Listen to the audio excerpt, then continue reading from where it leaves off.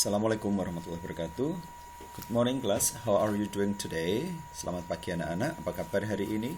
Semoga saja kalian selalu sehat, right? Really hope that my students, my lovely students are always fine there. Today we have our class again. After maybe for 2 weeks we haven't had our class. Pak Wid senang sekali akhirnya bisa ketemu lagi dengan anak-anak. Hari ini kita belajar lagi bersama. Tapi sebelum kita belajar, pastikan dulu satu, siap semua. Yang berikutnya harus berdoa. Ya, anak-anak kita berdoa dulu. Berdoa menurut agama dan kepercayaan masing-masing. Mulai.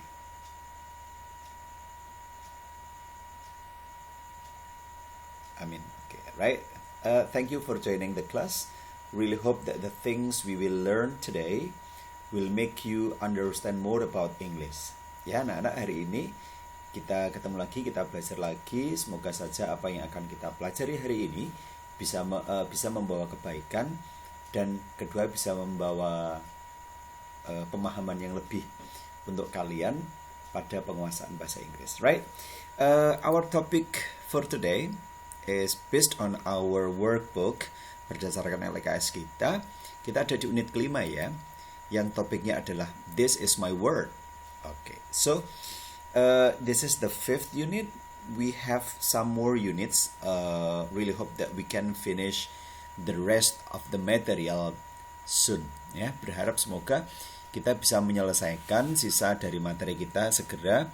Nanti kita bisa mengulas semua lagi dari awal untuk persiapan ulangan akhir semester. Biasanya ada nanti sih menjelang bulan-bulan Desember gitu ya. Oke. Anak-anak sudah siap ya semuanya ya. Oke, right. Pak Wid ingin menjelaskan materi, tidak banyak kok hari ini. Kita hanya belajar tentang utamanya benda-benda yang dari sekitar kita. Right. Tapi sebelumnya I would like to tell you about the learning objectives. Ya, Pak Wid akan memberitahu apa toh target pembelajaran kita hari ini. By the end of this lesson, you will be able to identify. Pada akhir pelajaran ini, kamu akan bisa mengidentifikasi harusnya. What are they? Apa sajakah? Yang pertama, the vocabulary related to things at home. Or maybe at schools, it's okay. Jadi, kosakata yang terkait dengan benda-benda yang ada di rumah.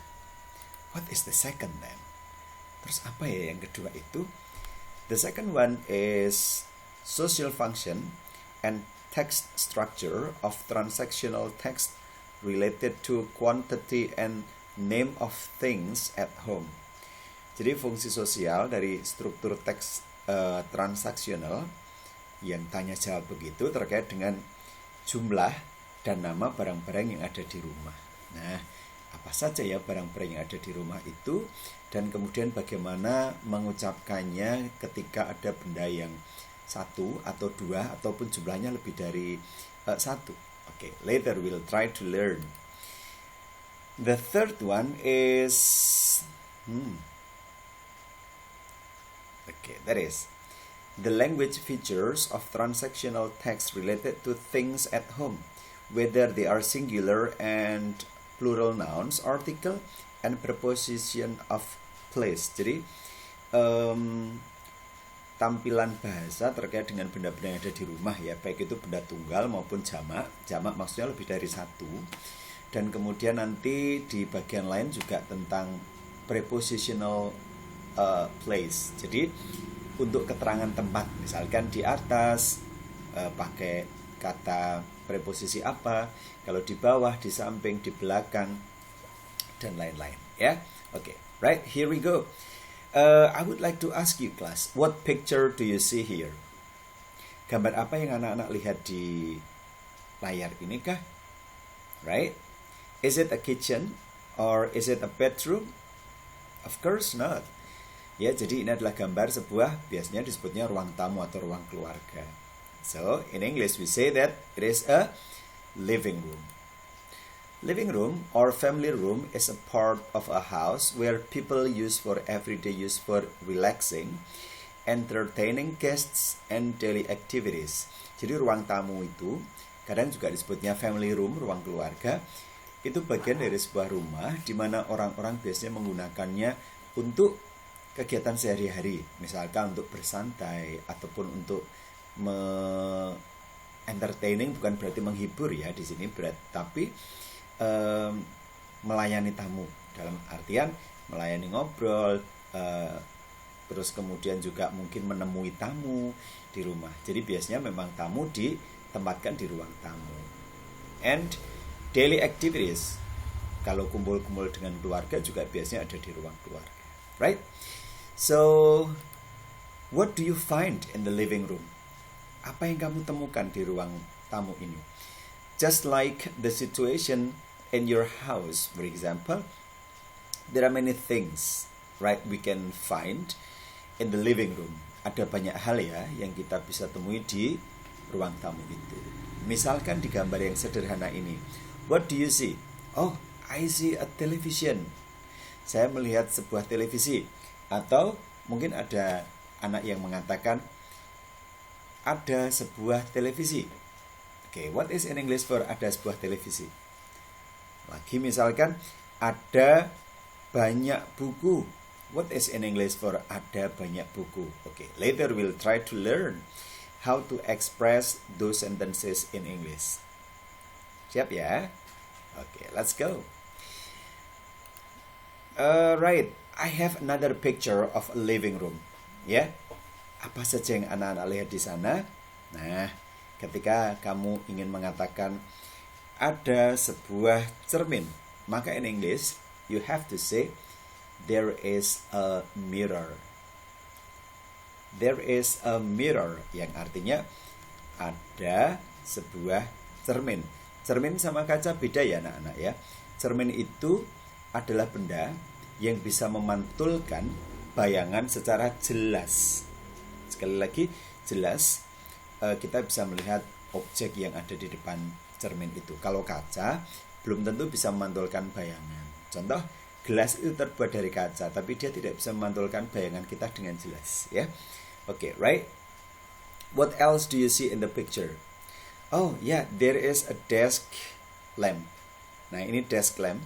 Biasanya lampu meja begitu, biasanya untuk lampu baca. Ini ada bukunya. Usually, people like reading books or novels or anything in the living room. So, they need to use a desk lamp atau reading lamp boleh. Jadi, ini lampu meja. Right?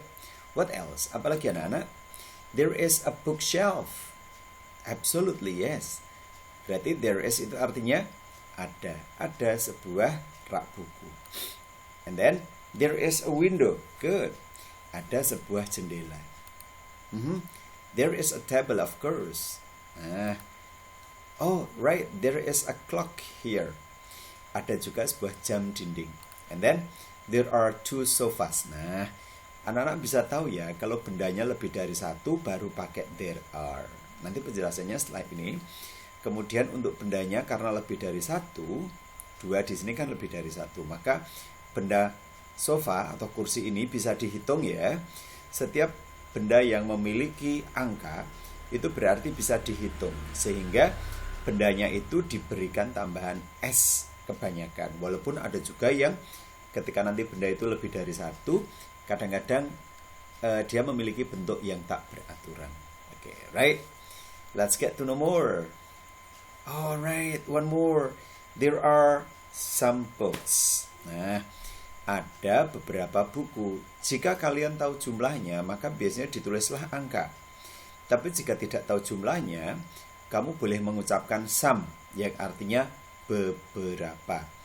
Buku itu adalah benda yang bisa dihitung. Maka karena lebih dari satu, maka pakai S. Right? Oke. Sampai di sini dulu. Saya skip. Do you think that you can understand my explanation well? Apakah menurut kalian bisa memahami penjelasan saya? I really hope so. Semoga begitu. Okay, go on with the next. The use of there is and there are. Nah, kita sampai pada pemakaian there is dan there are. I would like to explain this in detail. I hope you can try to have more concern, so later there is no questions about the use of there is and there are. Jadi anak-anak tolong perhatikan dulu ya, biar nanti bisa dipakai untuk berekspresi tentang pemakaian there is dan there are. Yeah, we use there is and there are to talk about things we can see and things that exist. Kita menggunakan there is dan there are to talk about things we can see, untuk membicarakan tentang benda-benda yang bisa kita lihat. Ada iklan ya. Dan benda-benda yang ada. Jadi benda itu ada. Walaupun kadang-kadang kita tidak bisa melihatnya. For example, like the wind, angin. Angin itu ada, tapi kita tidak bisa melihatnya. But we can feel it, tapi kita bisa merasakannya pasti. Ya, apalagi gas LPG for example, itu ada, tetapi kita tidak bisa melihatnya, ya. Tapi kita bisa merasakannya, karena kadang kalau gas itu sedikit bocor, aromanya juga berbeda. Oke, go on with the next. There is dan there are itu artinya sama. Artinya adalah ada. Bedanya, kalau there is used to identify one or a single countable thing, and for uncountable things. Jadi there is dan there are sekali lagi artinya ada, tetapi pemakaiannya berbeda. There is itu dipakai kalau bendanya satu, ya, a single countable thing, sebuah benda yang bisa dihitung dan satu. Dan juga untuk uncountable things, untuk benda-benda yang tak dapat dihitung. Anak-anak tahu ya bahwa ada banyak benda yang tidak bisa dihitung satuannya. Contoh, kita tidak bisa menghitung air. Maksudnya itu kita tidak bisa memberikan angka di depannya. 1 air, 2 air itu tidak bisa. 1 udara, 2 udara juga tidak bisa. Apalagi yang tidak bisa dihitung? Semua benda yang bentuknya butiran halus. Tepung, terigu, terus kemudian beras. Kan kita juga tidak mungkin membeli beras itu satu butir, itu tidak mungkin. Nanti untuk benda-benda yang seperti itu yang dihitung adalah ukurannya. Contoh, kita perlu 1 liter air, 1 kilo beras, 100 gram tepung terigu misalkan, ya. Jadi begitu. Misalkan there is a house. There is tadi artinya ada. A house, sebuah rumah. Karena rumahnya satu, maka dia pakai is, ya. There is, ada sebuah rumah. What else? There is water, ada air. Nah, air itu karena termasuk benda yang tidak bisa terhitung, maka tidak boleh pakai a. Kan tidak mungkin ada 1 air, tidak mungkin ya. Jadi untuk benda-benda yang tidak dapat dihitung, kita tidak boleh menambahkan angka di depannya, ataupun pakai e atau en, tidak boleh. Nah, Pak, kalau misalkan 1 botol air, nah nanti boleh menjadi there is a bottle of water. Nah, yang dihitung botolnya bukan airnya. Oke. The next. There is a small car. Berarti ada sebuah mobil kecil. Nice. Then there is much oil. Ada banyak minyak di sini. Nah, untuk minyak itu adalah salah satu contoh benda yang tidak terhitung. Kalau dia itu pakai banyak, nanti pakainya much. Much itu artinya banyak. Pak, saya juga pernah tahu ada yang artinya banyak, tapi kok pakai many? Oh iya ada, tetapi untuk benda yang dapat dihitung. Minyak itu kan karena bentuknya cairan sehingga tidak bisa dihitung, sehingga dia pakainya much. Oke anak-anak, lanjut ya. Yang kedua, there are artinya ada juga, tetapi dipakai untuk apa? There are is used to identify plural countable things. Dipakai untuk mengidentifikasi benda-benda plural. Plural itu maksudnya banyak, yang lebih dari 1 dan bisa dihitung. Nah, contohnya, there are 3 bags. Ada 3 tas. Tasnya berapa? 3. Karena lebih dari 1 harus pakai tambahan S. What else? There are 2 chairs. Ada 2 kursi. Karena kursinya lebih dari 1 dan kursi juga bisa dihitung, maka kursinya chair ditambah S. The next is there are many cars. Nah, ada banyak mobil. Mobil itu kan bisa dihitung ya. Sehingga kalau banyak tidak boleh pakai much, tetapi menggunakan many. Dan untuk benda yang dapat dihitung, once again, kalau lebih dari 1 harus ditambah S. The last, there are a lot of girls. There are a lot of girls. Ada banyak anak wanita di sana, misalkan. Ya, ada banyak anak gadis atau anak wanita.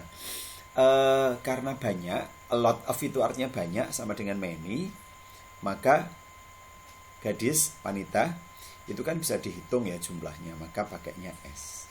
Oke, sampai di sini tahu ya anak-anak ya. Oke deh, go on with the next explanation. Berikutnya is this is dan these are. This is dan these are. Kok pakai tanda panah Pak? Ya, karena nanti this is itu bisa menjadi these are. Artinya sama. This is artinya ini untuk benda yang dekat. Kalian bisa menyentuhnya tanpa harus berpindah tempat. Misalkan di depan kalian ada 1 buah meja. Kalian mengatakan meja ini. Ya, maka kamu mengatakan this is atau this table. Kemudian kalau bendanya itu jauh, kamu mengatakan itu dalam bahasa Indonesia. In English, that is. Yang dimaksud dengan itu, jika tempat benda yang kita maksud itu, kita tidak bisa menyentuhnya dari tempat kita, posisi kita, tanpa melakukan perpindahan tempat. Misalkan, di depan kalian itu ada sebuah pintu yang jaraknya 3 meter dari dirimu. Kamu tidak boleh mengatakan pintu ini, tidak boleh, tetapi pintu itu. Karena jarak 3 meter kalian tidak bisa menyentuhnya dari tempat itu, kecuali kalian mendekat, berjalan, dan menyentuh pintu itu. Baru ketika sudah menyentuhnya, kalian bisa mengatakan pintu ini, tidak pintu itu lagi. Begitu ya. Oke deh, lanjut. I have some examples. This is a rabbit. Artinya, ini seekor kelinci. Nah, untuk hewan nanti artinya seekor. Untuk benda, sebuah. Untuk orang, seorang. Tapi jika kelincinya ada banyak, nah, penjelasan ini adalah these are 5 rabbits. Nah, misalkan di depan saya itu ada kelinci 1, saya mengatakan this is a rabbit. Ini seekor kelinci. Tapi jika kelinci di depan saya itu ada 5, maka saya mengatakan these are 5 rabbits. Ya, artinya sama. This is ini, tapi untuk benda 1. Tapi kalau these are, artinya juga ini, tetapi untuk benda yang lebih dari 1. Okay? The next. That is a big house. Itu sebuah rumah besar. Bendanya 1, ya, maka pakai that. Kalau rumah-rumahnya banyak misalkan, saya harus mengatakan those are big houses. Itu rumah-rumah yang besar. Nah, maka saya mengatakan those are big houses. Begitu? Coba, ada contoh lain. Misalkan, this is my book. Ini bukuku. Kira-kira yang saya maksudkan bukunya ada berapa ya? This is my book. Ini bukuku. Berarti bukunya ada 1. Kemudian, jika saya mengatakan ini kelinci-kelincimu, gitu ya, maka saya mengatakan these are, karena bendanya banyak, ya, menggunakan these are, tidak this is. Bagaimana kalau itu? Nah, that is a new car. Itu sebuah mobil baru. Terus kalau misalkan bendanya banyak, those are big buildings. Itu bangunan-bangunan yang besar. Nah, bangunannya banyak, maka pakainya those. are. Oke, sampai di sini jelas ya anak-anak ya. Alright. Oke, right. Begitu anak-anak penjelasan untuk this is jadi these are. That is jadi those are. Nah, ya, jelas ya anak-anak ya. Right. Itu penjelasan untuk materi kita pertemuan kali ini. And then for the next meeting, we will try to learn more about the next material. Nah, materi berikutnya apa? Ditunggu saja. Right? Nah, anak-anak jangan lupa ya, to be a winner, you need to study regularly. Untuk jadi seorang pemenang, anak-anak itu harus belajar dengan teratur. And then what else? The second, you need to repeat it. Ya, diulang-ulang-ulang biar pemahamannya bagus. The third is don't be shy. Nah, kalau belajar bahasa itu tidak boleh malu-malu, harus ekspresif. What else then? Ask if you don't know. Tumbuhkan rasa ingin tahu, ya. Bertanyalah jika kalian tidak tahu. And then the last is be optimistic. Harus optimis, harus selalu punya pikiran positif, ya, bahwa kamu pasti bisa dan apa yang kamu pelajari pasti membawa manfaat. Kalaupun tidak terpakai sekarang, insya Allah nanti di lain waktu pasti ada manfaatnya. Tidak ada yang salah dengan belajar. Oke, right? Begitu anak-anak yang bisa Pak Wid sampaikan hari ini. Semoga saja apa yang kita pelajari bisa membawa kemudahan kalian dalam memahami materi. Right? Jangan lupa dikerjakan nanti soal latihannya. Semoga saja kalian bisa mengerjakannya dengan baik. Ya, have a nice day. Don't forget to always keep your minds positive. Have a nice day. See you. Bye. Wassalamualaikum warahmatullahi wabarakatuh. Bye-bye.